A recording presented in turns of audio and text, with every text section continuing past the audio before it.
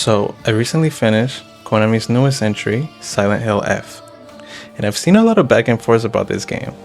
Some people calling it a great release for the franchise, while others calling it a Souls-like slop that is not even a Silent Hill at all. And as a certified acclaimed GMTK Game Jam game developer and performer in the top 50% of the games released in that jam, I feel a sense of duty to give my long-awaited professional review of this game. I personally think the game is a hit. I mean, the art direction of the game is great, the soundtrack isn't that memorable, but the sound effects and exchange are incredible, especially for the monsters and the cutscenes. The Japanese voice acting for every character was a 10 out of 10. I mean, these voice actors sounded like they were held at gunpoint.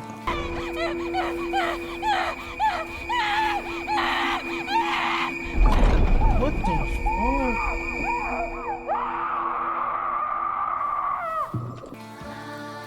Now, to go deeper about what stood out for me in this game, for better or for worse, let's talk about the story, the puzzle / level design, and the infamous combat in this game. To start us off, we follow Shimizu Hinako, a high school girl living in the beautiful fictional mountains of Ebisugaoka in the not so beautiful 1960s. Hinako lives with an abusive dad, her mom, and used to live with an older sister, but she had to move away since she got married. Wanting to leave the toxic environment of her home for a bit, she heads to the main town and meets up with her friends. Suddenly, a lot of fog surrounds our characters and something is out to get them. Separated from her friends and surrounded by monsters and fog, Hinako goes around the town to try to regroup with her friends and also figure out what's wrong with this town. I really like how the Silent Hill games pick what they want to show you, what they want to hide from you, and what they leave for you to interpret. It really adds, of course, to engagement to keep interested with the lore, but also with the horror and the fact that we don't really know what's going on. And I think this release does that pretty well. And just in case, I played the game in the hardest difficulties, that is for the puzzles and also the combat, so keep that in mind when I'm giving my review. Now, for my absolutely favorite part about this game, the puzzles and level design. Even though my brain is low-key smooth, making me stuck for a long time in some of these levels, finally completing them made me feel so huge brain, bro. Like Albert, or even Einstein, dare I say. I'd say like 80 to 90% of the levels were good. They don't rely on one single trope, and the puzzles not only are very good, but have pretty good variety too. Also, the monsters are very well placed, and in some cases, super well placed. They're not just randomly put in spots just for the sake of it, mostly. To set an example, let's talk about my two favorite levels. The first one is actually the second puzzle of the game, is the one about the yokais. In this one, we're given a short description of 3 yokais, and we had to find their pictures between a lot of pictures that are scattered around the map. And while we traverse through this map, we gotta be sneaky, because there's a monster that he can't see us, but he can hear us. So whenever we're close to him, you're gonna have to stay still and then let him pass and then continue with your mission to find the yokais. But it's almost impossible not to fight him, but once you do and you finally defeat him, you get this rush to find the yokai pics because the monster respawns. So it's a fun little loop. You sneak through the map and try to decode the message. If you're found by the enemy, you're fighting him. And then after you defeat him, you're like, damn, I can finally run now. I can make noise, but only for a few minutes before he respawns back and tracks you down. It also helps that he's the first mini boss, so we're not really good at the combat yet. Well, at least I wasn't. The last part of the puzzle though was kind of bullshitty, but like, I'll give it a pass. And for my second favorite level, we have the Scarecrow puzzle. And oh my god, for this one, Hinako is lost in a rice field with only fog and scarecrows surrounding her. One of the scarecrows / mannequins, because they're mannequins, gives a sentence, and we're supposed to take the nail out of one of the mannequins that represents the sentence that we were given. That makes sense. They're all laid out in a way that lets us deduce what it all means. But if you pick the wrong one, it's gonna come out and slime you.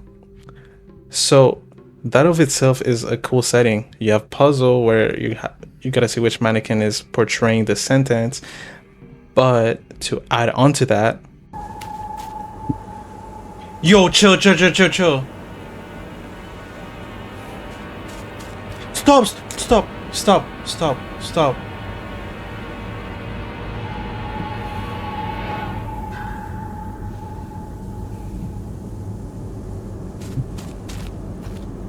Bro, stop. Bro. Yup. Some of the mannequins, when you're not looking at them, move and you don't know which one is moving. This is actually peak gameplay for me. It's like I was playing red light, green light, but if they catch you, they slime you out. Amazing. Now, let's talk about two little things that I would have really liked in that gameplay. I would have liked to have crouching. I had the urge to crouch throughout the whole playthrough. And I mean, come on, we're high school students surrounded by creepy monsters. I feel like it could have been a good addition, especially in the hardest mode, since you don't want to fight all the time. You want to choose your fights to save your resources. Being a little bit more silent would have made sense. Even more with the monsters that like detect you with only hearing. And I think it would have been a good addition. And I also would have liked to have a flashlight. And I know, just go play Resident Evil, but I mean, I actually have my reasons and I think they're valid. Hear me out real quick. You see, the brightness with these type of games has to be really low, no? You don't get the same feeling when you're in a house with some monsters and the light is completely on compared to when you haven't paid your electricity bill yet. In this game, having a low brightness compared to having a high is a huge difference. Low looked so much better. The problem though is that it's very tedious to fight the monsters in a dark environment. It's hard to see their animations, it's hard to dodge, you don't know what objects you're colliding with. But we could remove that tediousness by giving Hinako a flashlight. Like this, we can keep the environment dark and super creepy, but we can also see what we're doing. And if you're asking, why the hell would Hinako even have a flashlight? We could tie it to the story. We could maybe find it randomly somewhere, or what I would have done is tie it up with her childhood friend Shu, because in the story, since they were little, they've been playing this pretend game where they ward off aliens. So it would have been a good addition to give more purpose to the flashlight and close in the relationship. Maybe Shu gave it to Hinako, or they bought it together, something along those lines. But I just think it would have been a good addition. Let me know though. Side note, when we're in the other world, I know we had a lantern at the start of the game. It just disappeared. Like, where did that shit go? Okay, let's talk about the combat real quick. It's sort of pretty good, I'm not gonna lie. Your left click, light attack. Your right click, heavy attack. There's a counter attack that you can do if the monster gives you a visual cue, and you can dodge. Any of these actions can deplete your stamina, but if you dodge perfectly, you get your stamina back. Very simple. A complaint that I have is that your attack lock into the enemy. In most scenarios, that is not that bad, but whenever there's 2 or more monsters close to you, the lock-in becomes super inconsistent and it's very annoying in crucial moments. But we'll talk about those moments in a few. Another problem is the camera. There are a lot of narrow halls and small rooms, and I love this because it makes the monsters feel like so much more of a threat. In this game, they do an incredible job at placing monsters in areas that feel scary, but when it's time to fight them though, the camera collides with the walls too much instead of just adjusting to the small space for comfortable angles. And this happens a lot. Of course, you can just run and evade most of the time, which is fun too, but it is very annoying if you're stuck fighting in a small room. Lastly, the monsters. I think they're very good. They look creepy, their attack moves are simple but still look cool to fight, and don't even get me started on the bosses. They were all so fun to fight. Tense, scary, challenging, fun, addictive. The first boss that we fight has a very simple moveset, but so do we. And as we fight more bosses, their moves become more complex, and so does our kit. So it's a very good balance. Also the animations, how they look, the ambience, the introduction, the build up, they do every boss very well, so there's nothing to say about that.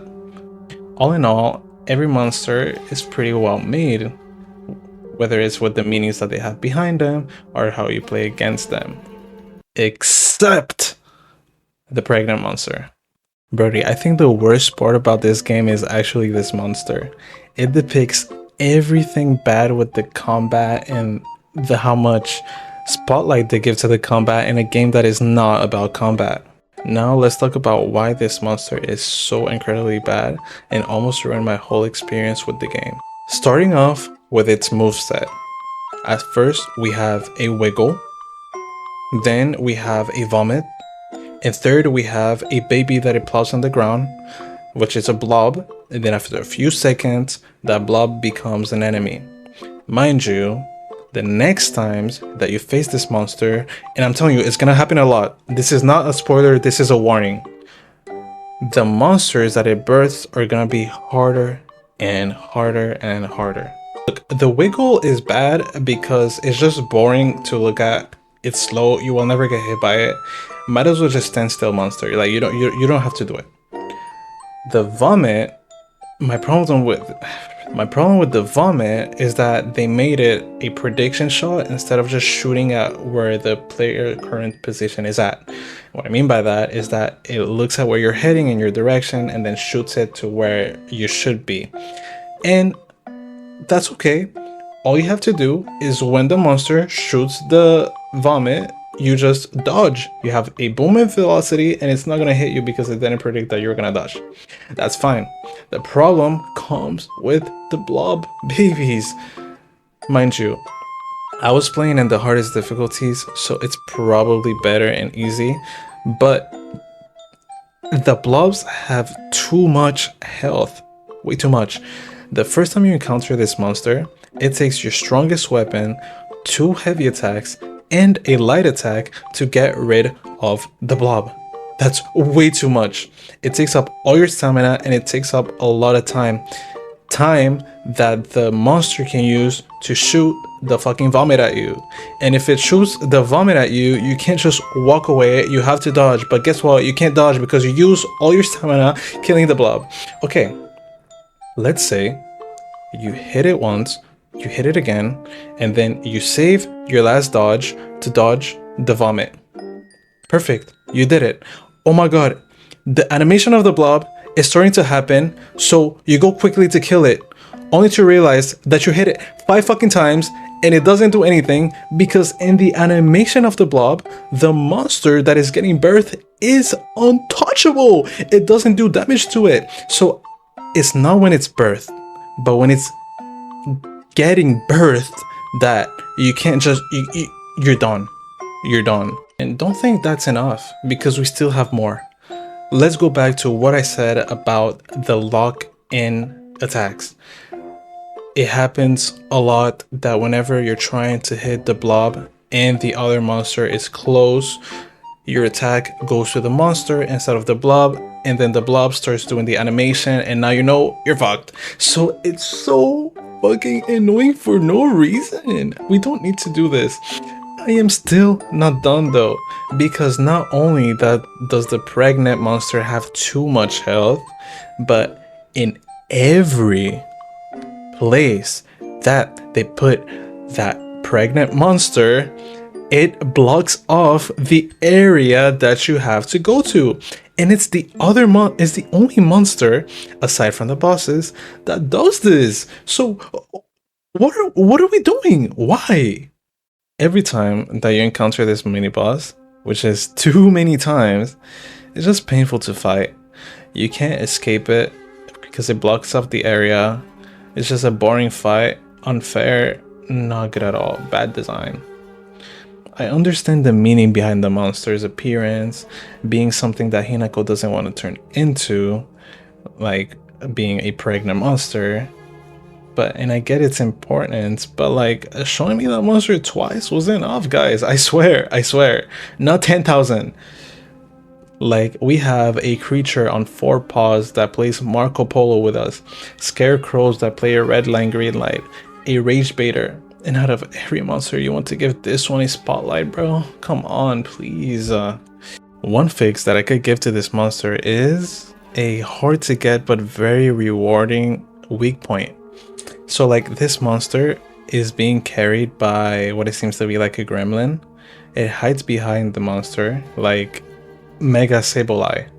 So couldn't we make the monster behind there like a weak point and just end it, please? I'm sorry, but that monster really ruined my mental. It's just annoying in so many ways. Maybe I should have dropped the ego and lowered the difficulty just for that thing, but I mean, I don't know, you let me know. All in all, the combat had highs with the bosses and super lows with that creature, but it should have been okay since these type of games aren't really for combat anyways. But then tell me, if the games aren't for combat, why the end of the game is so combat heavy? I can't sugarcoat it. The last hours or so is just a headache. I didn't enjoy the gameplay at all, to be honest. It was a huge miss. I mean, the last boss was amazing, but like all the build up to that last boss with the combat, we did not need it. Also because we see that monster like 3 fucking times and it blocks the road every time. Though I ended it in such a negative topic, to conclude, I do think that the game is very good. It's a little short, but you're supposed to play it at least 2-3 more times to get different endings and fight different bosses, I think, and have different cutscenes. But honestly, just having the thought of maybe, just maybe, seeing that pregnant monster again is not something I want to do this month. Maybe next month. No, actually next year. I'll probably play it after I'm done with Resident Evil 9. For a lot of people, the combat made the game horrible, and I think that's unfair because one, the combat is not bad really, it's simple, but the game is not about combat. The problem is them forcing you to use it so much throughout the end, and that monster that really shouldn't have been put in the game at all, actually. But this game shines in so many other departments that it feels just unfair to call it bad because of that. Personally, I really like the level design, and as a game developer that wants to go into level design, I can take a lot from this game, and you will see what I take in my future videos referencing it. But chat, if you played it, let me know. Did you like it? If you haven't played it, chat, will you buy it? Let me know. Bye bye.